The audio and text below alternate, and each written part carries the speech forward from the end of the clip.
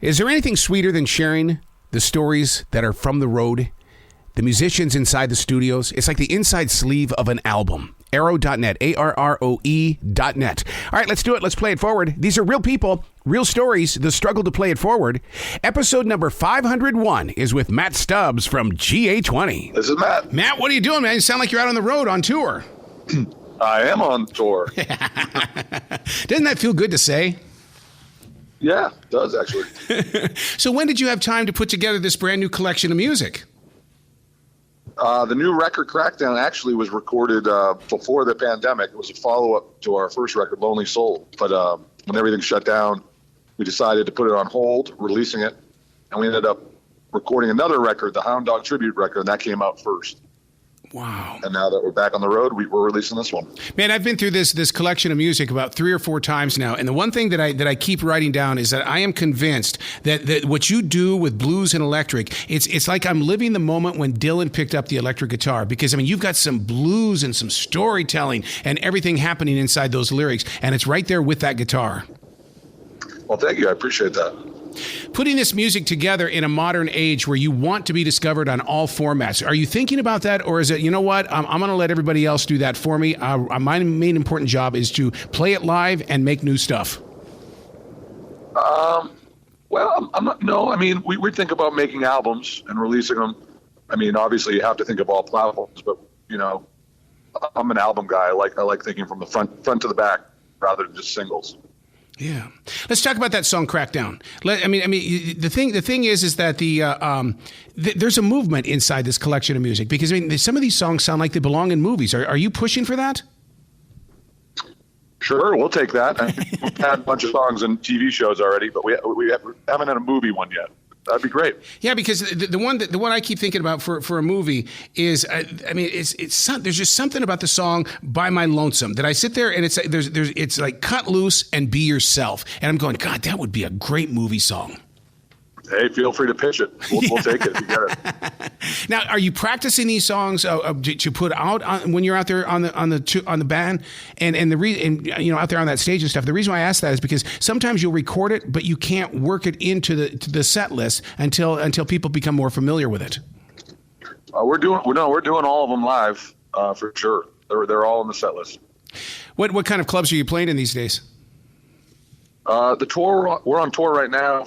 For about a month, and they're clubs and theaters for the most part. We're out with our label mates, the Monophonics and Kendra Morris. So it's 3 bands on the tour. So they're larger size rock clubs for the most part. Mm-hmm. One of the things that I love about the music is that it's so one-on-one. It's almost like you said, hey, we're in the studio right now. If you want to come over here and do it. I mean, like the song "Just Because," it's got one of those where the vocals take over the lead role. I mean, all the instruments are in the background, but boy, those vocals really take over. Well, that's good. That's we want everybody to be able to hear it. Do you take the time to sit down with the engineer first and discuss it, or is it one of those things where you get it down and then that's when you before you master it and everything like that, you guys have worked it out?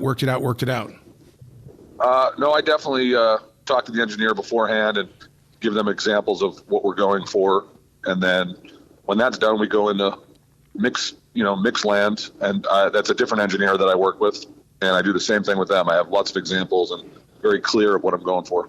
I once had an engineer tell me, he says, when you come into this studio, you're relinquishing control of your songs. Okay, what you need to do, dude, is just do what you do, and then we'll do the rest. I mean, that doesn't happen every day. Oh, I would fire that engineer. Oh, he was. Oh, dude, if you only knew the troubles I had getting my masters and stuff like that. Oh my God. Yeah, I wanted all of my mixes. As far as I was concerned, I put the money down. All that stuff belonged to me. Yeah, right. What are some of the experiences that you've gone through in a studio where it's like, okay, this right here was a learning experience? Everything. I mean, from the first time I was in a studio to being a sideman in the studio to learning, mic placements and knowing how loud to play. Usually in the studio we play quite a bit quieter than we do live. We use smaller amps and play pretty quiet in the studio in comparison. Is that the reason why I feel like that it is up close and personal? Because I mean, there are the songs here that really feel like that you're sitting right there with me. I don't know if that's. We play quieter just because it's easier to Well, first of all, we play all live together, so all our amps and drums are in one room. We don't isolate things, so playing quieter gives you a little bit more control when you go to mix. Mm-hmm. Joe Perry of Aerosmith once told me that when you go into the arenas or you go into the clubs and things like that, you have to find out where the echo spot is. Do you guys do that as well, just to find out so that it doesn't take you by shock? No, I've never done that. I don't know what that is. The echo spot? Yeah, what he does is that he says that when he's doing a guitar solo, that he's so wrapped up into the moment inside the hall that if it goes up there and it starts doing, I mean, you're a master at reverb anyway. I mean, what happens is that it gets up there and it creates an echo, and he says it can take him out. I mean, I guess maybe he means in some places we play, there's it hits the back wall and there's like a delay effect.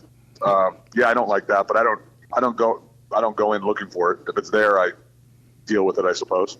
Let's talk about that song "Gone for Good." This one is about. I mean, anybody's going to listen to the song is going to say, well, "This one was meant for me." Well, yeah, I'm glad you like it. That was definitely one of the more traditional blues numbers on the record. Have the blues changed, or is it just that people are more open to it these days, and that during the days of Muddy Waters, you had to really get into the lifestyle and the smoky bar scenes and things like that. Oh, I don't know. I wasn't around back then, but yeah, I mean, I think the blues music in general these days is definitely changed from what it was in the 50s or 60s. I mean, we like the stuff from the 50s and 60s. Do you ever walk into a Sam Ash or a Guitar Center and just sit down and jam out and try to inspire the younger generation in the way that, they know that inside their heart they've got the passion to play, but they just need to be coached a little bit? I don't really do that too much anymore. I don't go to Guitar Center that often. So what instrument pretty much are you using these days? Let's give those guys a plug, because that instrument is with you at all times. On tour right now, the main guitar I'm using is it's a Telecaster, but it's made by a company called Waterslide. It was custom made for something I wanted. It's kind of a mix between a Telecaster and an old Silvertone. Ooh. I'm reading articles about where people are really going for the custom-made guitars. In fact, Tama Stedman is a guitar maker here in Charlotte that he had this vision to build these guitars, and now the Marshall Tucker Band is playing his guitars. That's cool. So, I mean, that's part of the relationship, isn't it? I mean, even Brian May of Queen, takes his guitar Red with him and has really built up a lifespan there. Yeah, of course. That makes sense. Yeah. Fairweather Friend, what is this song about? Well, Pat wrote that one, the lyrics to that one. I think it's pretty self-explanatory, Fairweather Friend. In the way that, but when you're sharing it up there on that stage, you're making connections with people, and you kind of like go, "Ooh, am I that fair weather friend, or am I the one that's going to identify the fair weather friend?" Sure. Yeah, that's it. However you want to interpret it. I knew you were going to say that. I've been waiting for you to say that. So now GA-20, now for listeners that are just tuning in to find out what that's all about, the creation of the band, where did it start, and how do you like to see it grow? We started in Boston in 2018. Nice. Pat and I started the band. Tim joined the band about a year after that on drums. Before that, we had just different drummers filling in. And we just started really, I was off the road for about a year from Charlie Musselwhite. He was out with Ben Harper. Mm-hmm. So I was just looking to have a project to keep me busy. And there really wasn't too much traditional blues going on in the Boston area. So Pat and I loved that type of music. So we started the band because just what really wasn't happening around in town. One of the things that music does is that it's constantly evolving. In fact, when Elton John was in town last night, I've seen some of the stuff that he played. When he was singing it goes in a completely different direction than what it sounded like with music. What is it about an artist where you do take a chance on that? Is it to keep it fresh, or is it just what's the story behind stuff like that? I'm not sure I understand the question. Even when you see, one of the reasons why I love listening to live music when people record it and they give it to their fans and stuff like that is because it's not like the original song in the studio, because you'll take the vocals in a different direction. I like that. And so I'm just, but in order for you guys to do that, I mean, that's got to take some serious confidence on your side. Yeah. We stay pretty close to the recorded song in that aspect. I mean, we stretch out with solos live, and sometimes tempos could be a little bit faster live just because, the energy of the room. But we stay pretty close to the recorded versions.